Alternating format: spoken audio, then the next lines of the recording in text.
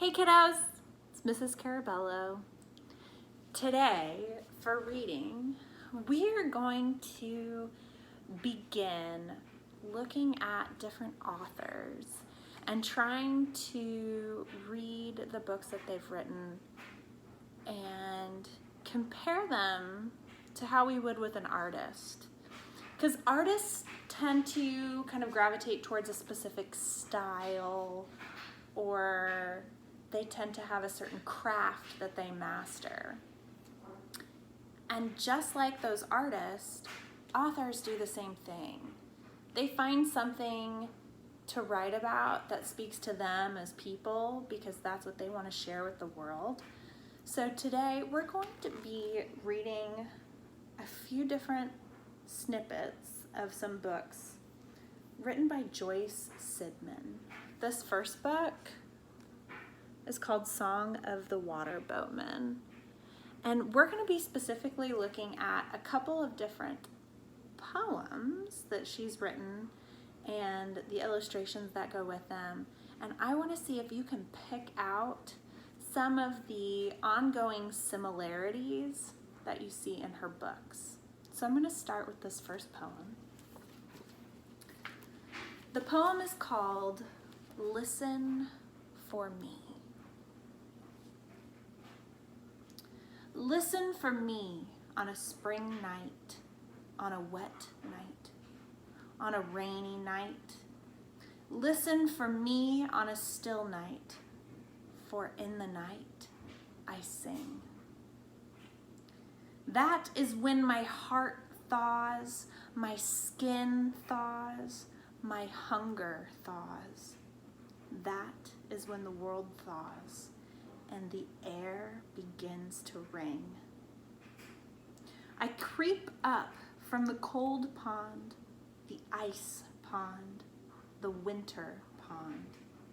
I creep up from the chill pond to breathe the warming air. I cling to the green reeds, the damp reeds, the muddy reeds. I cling to the slim reeds. My brothers are everywhere. My throat swells with spring love, with rain love, with water love. My throat swells with peeper love. My song is high and sweet. Listen for me on a spring night, on a wet night, on a rainy night. Listen for me tonight, tonight, and I'll sing you to sleep.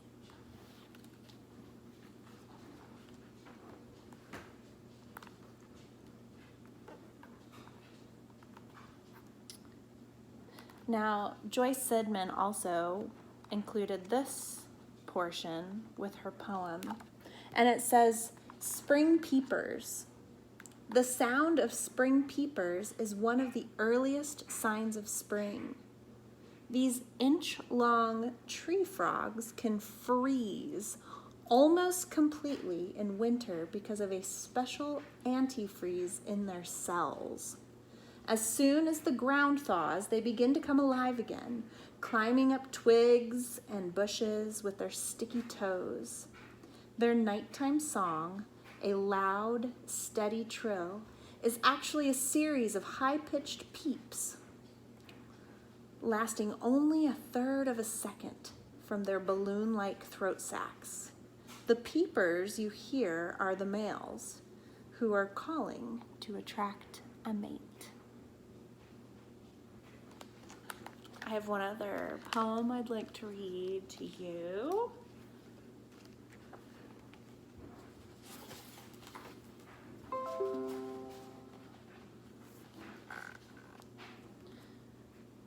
This is another book by Joyce Sidman called Winter Bees and Other Poems of the Cold.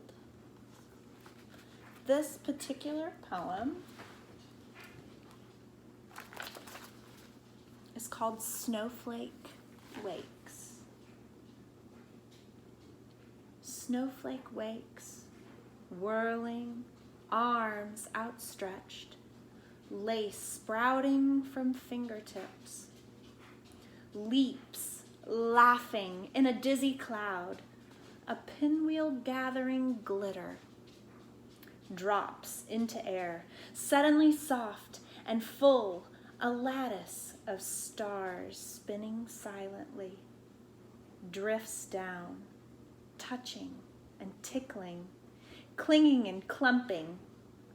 Hugs earth, sighs and settles, sleeps, tucked in its own blanket. And then Joyce again adds this extra part to her poem. And it says, snowflakes begin in clouds where tiny water droplets freeze into ice. If the air is cold enough and there's plenty of moisture, bits of crystal form, which are six-sided because of the shape of the molecules that make up water itself. As these crystals swirl in the cloud, more and more water vapor freezes onto their surfaces and they begin to grow, gathering ice on each of their 6 points. Every snow crystal is slightly different because each follows a random path through the air as it grows. When the crystals are heavy enough, they drop from the cloud and fall, colliding and clinging to other crystals to form the snowflakes we see. Once snowflakes touch the ground, their delicate lace begins to break down and form a more solid layer of snow. So what I want for you to do, you can listen to those again. I'm also going to post pictures of these 2 poems along with a third poem called Welcome to the Night. I want you to read this third poem, and I want you to compare all 3 books with just one poem that the author has written from each. And I want you to see if you can kind of figure out what are similar themes, structures, what is her craft about?